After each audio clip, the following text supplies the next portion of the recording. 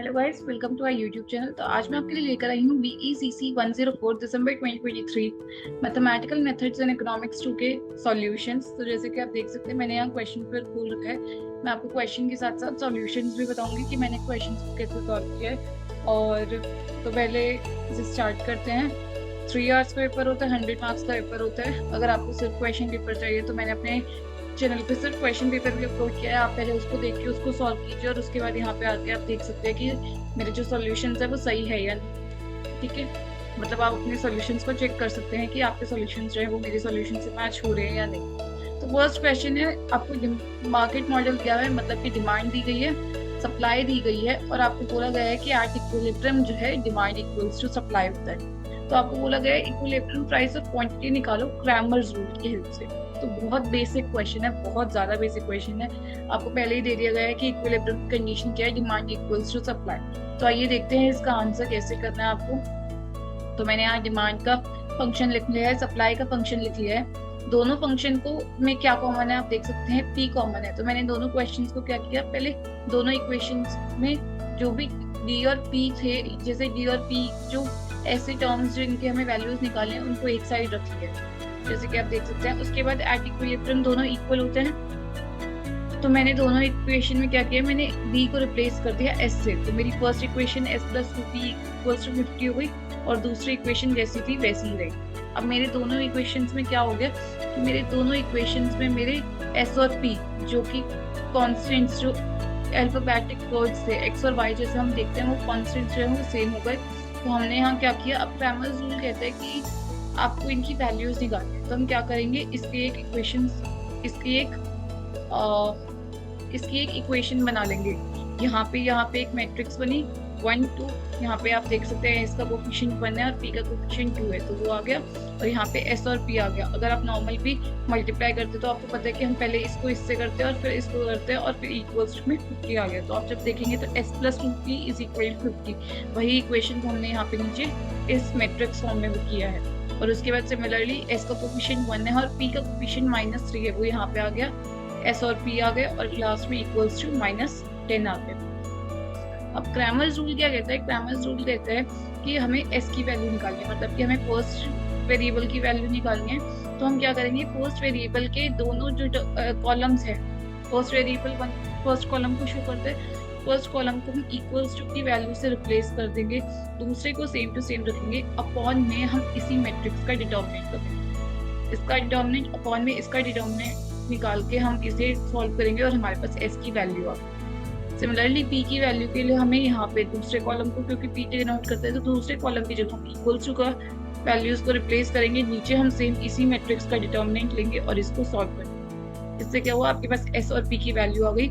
Equilibrium में s और b equal थे तो दोनों 65 हो गए और p की वैल्यू आ गई 20। तो ये था आपका फर्स्ट क्वेश्चन और यहीं से आपका यही होता है क्रैमर्स रूल, जब आप इसको यहाँ पे मैट्रिक्स की हेल्प से सॉल्व करते हैं। अब चलते हैं हम सेकंड क्वेश्चन की तरफ से। सेकंड क्वेश्चन क्योंकि एक थ्योरी क्वेश्चन है, आप इसे इजीली बुक में देख सकते हैं या फिर आप गूगल भी सर्च करेंगे इसे नॉर्मली तो आपको इजीली मिल जाएगा कि आप कैसे इसे देख सकते हैं। तो इसीलिए मैं थ्योरी क्वेश्चंस को अवॉइड करती हूँ और ज्यादातर मैथमेटिकल क्वेश्चंस को ही सॉल्व करके डालती हूँ।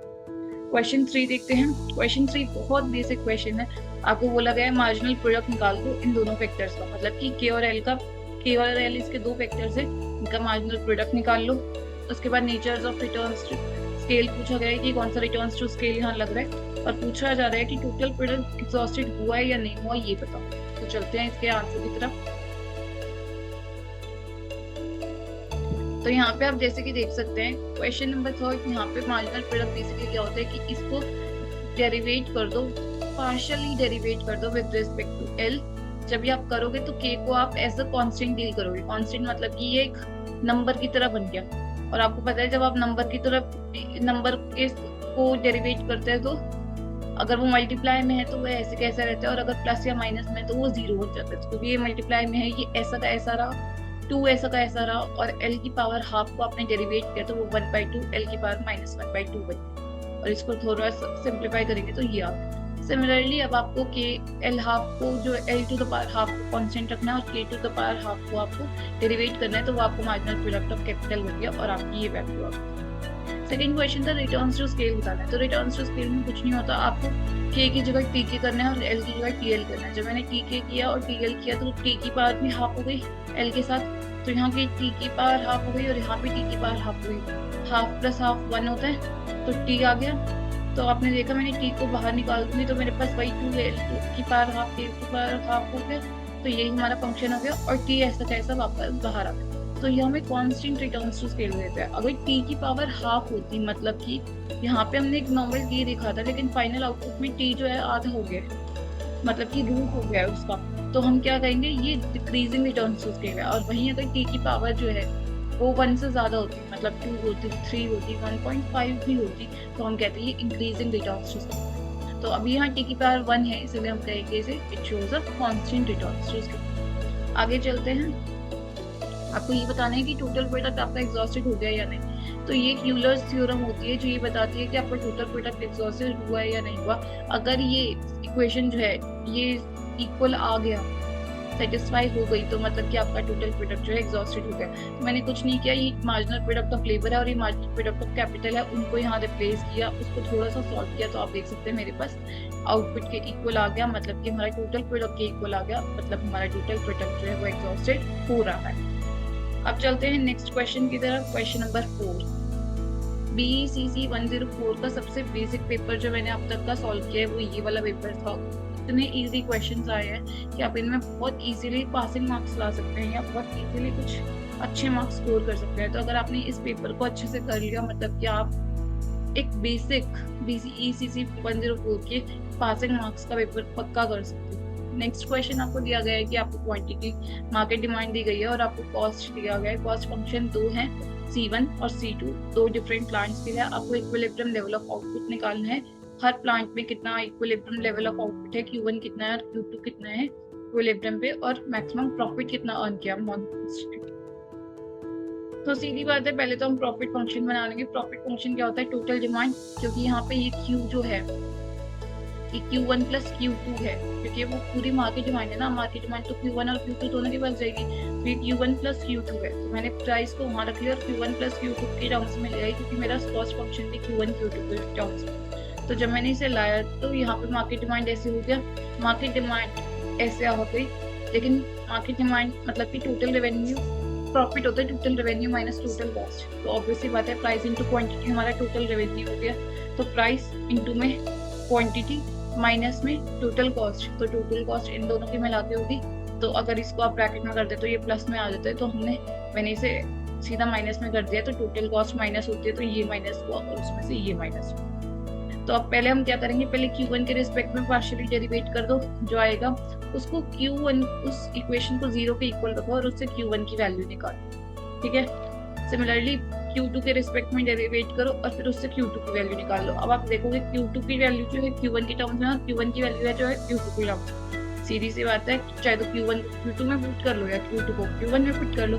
तो मैंने Q2 में Q1 को पुट कर लिया, ठीक है। मैंने यहाँ पे पहले तो Q2 की वैल्यू थोड़ी सिंप्लीफाई किया और मैंने क्या किया, मैंने Q1 को Q2 में पुट किया है और यहाँ पे आप देख सकते हैं मैंने सॉल्व कर है और इसका आंसर जो आ गया तो Q2 की वैल्यू 24 आ गई। तो इक्विलिब्रियम लेवल ऑफ आउटपुट है प्लांट 2 के लिए। सिमिलरली मैं Q2 को Q1 में पुट करूँगी तो मेरे पास equilibrium level of output plant 1 के लिए आ गया। और प्राइस तो आप देख ही रहे, प्राइस तो सिंपल है, आपको भाई ऊपर वाले फंक्शन में पुट कर देना है तो प्राइस भी आ गया। अब मैक्सिमम प्रॉफिट निकालना है, तो सीधी सी बात है प्रॉफिट में सारे नंबर्स को ऐड, जो भी नंबर्स है उनको रिप्लेस करके आपके पास मैक्सिमम प्रॉफिट जो आ गया मोनोपोलिस्ट का, ठीक है। ये था आपका क्वेश्चन नंबर 4। अब हम चलते हैं क्वेश्चन नंबर 5। बहुत बेसिक क्वेश्चन है, टोटल डिफरेंशियल। इससे बेसिक क्वेश्चन आपको कहीं नहीं मिलेगा, आपको बताते हैं कैसे करता है।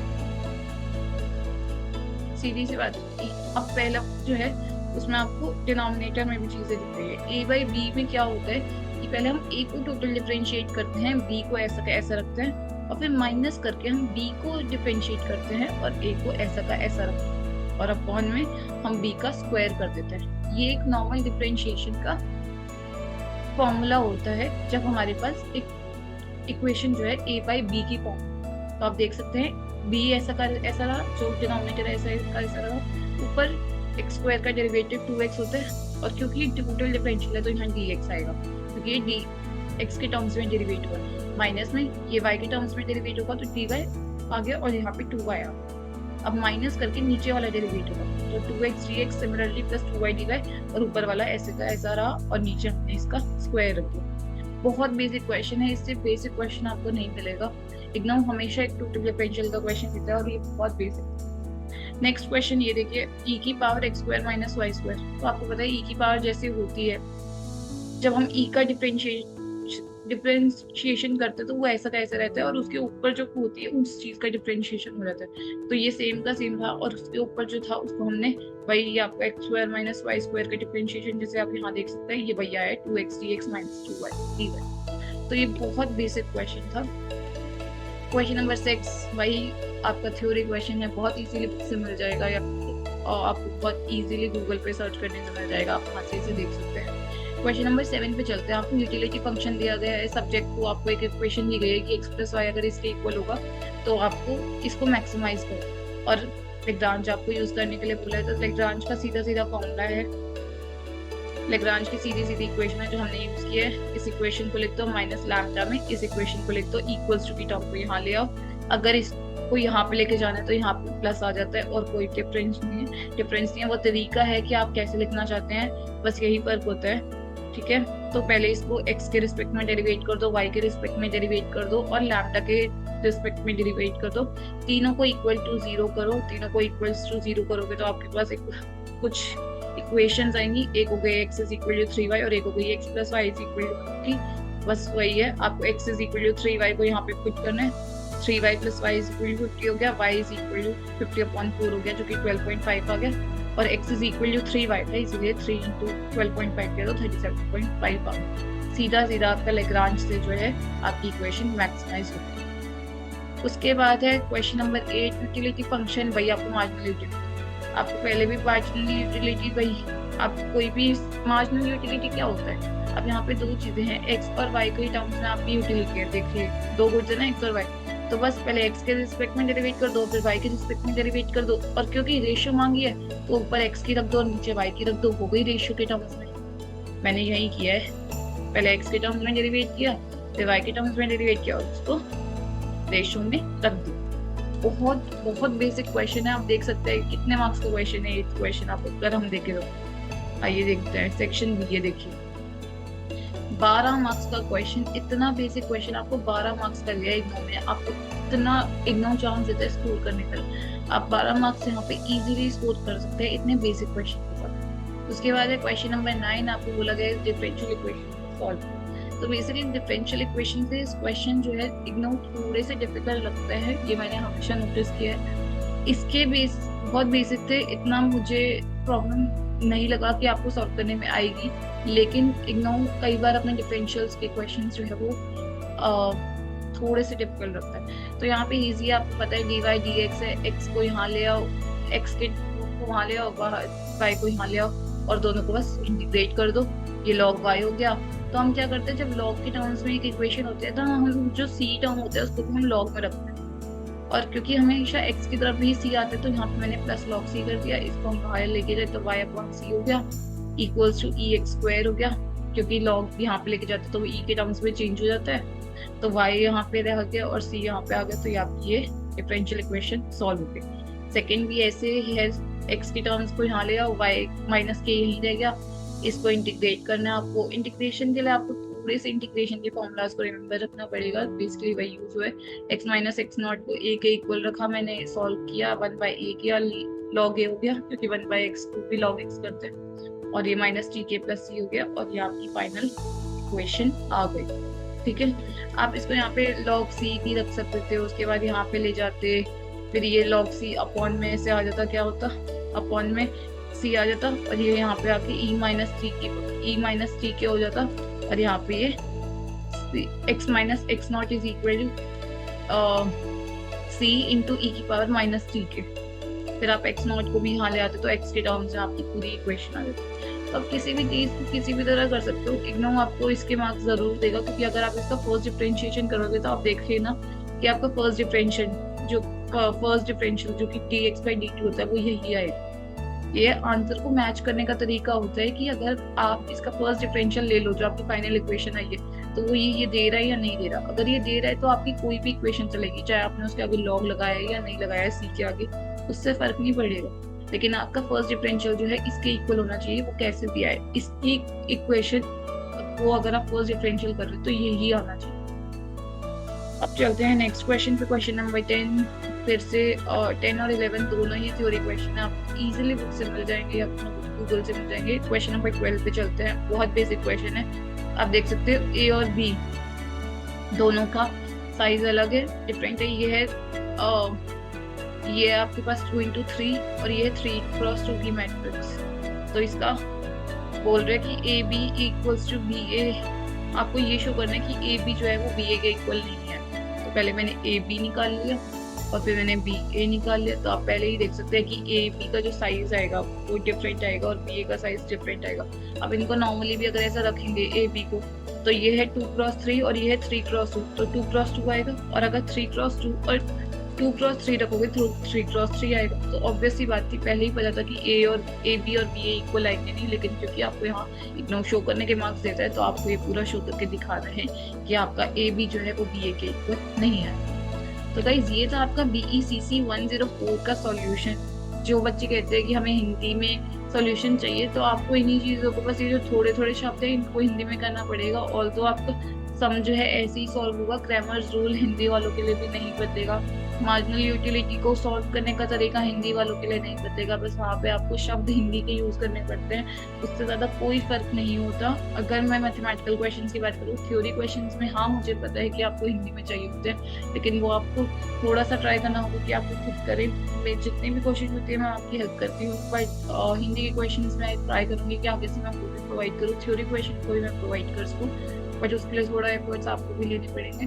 और ये जो कॉस्ट फंक्शन है, सब कुछ हिंदी वाला पार्ट जो भी मैथमेटिकल पार्ट है सब सही सॉल्व होगा, बस आपको उन चीज़ को थोड़ा सा हिंदी में शो करना होता है और कुछ नहीं। सॉल्यूशन जो है वो हमेशा सेम रहता है, चाहे वो हिंदी वाले में करो चाहे आप इंग्लिश वाले में करो, उसके अलावा कोई भी दिक्कत नहीं आएगी। सॉल्यूशन हमेशा ऐसे ही सॉल्व होगा, ए और बी हमेशा ऐसे ही मल्टीप्लाई होगा। तो कब आप अगर हिंदी या इंग्लिश आप इन क्वेश्चंस को समझने की कोशिश करो, आपको प्रॉपर समझ में आएंगे। और मैंने इसीलिए आज वीडियो में प्रॉपर समझाया है कि आप कहाँ पे क्या चीज़ करनी है ताकि आपको कोई भी प्रॉब्लम ना आए। तो ये था BECC 104 का सॉल्यूशन। अगर आपका कोई भी सॉल्यूशन चाहिए तो आप कमेंट सेक्शन में मेंशन कर सकते हैं, I am always there to provide you the solution. जैसा कि आपको पता है कि जुलाई 2024 के जून के पेपर्स आने वाले हैं, उसी के लिए भी हिंदी बिना पर्पज है कि आपके सॉल्यूशंस को ध्यान से देखें, क्योंकि इग्नोर अपने पास ईयर्स को बहुत ज़्यादा रेफर करता है और उनमें से क्वेश्चंस को ही बनाने की कोशिश करता है। तो इन पेपर्स को ज़रूर सॉल्व करके जाए, जितने ज़्यादा पेपर सॉल्व करेंगे उतनी ज़्यादा आपको क्लैरिटी बढ़ेगी।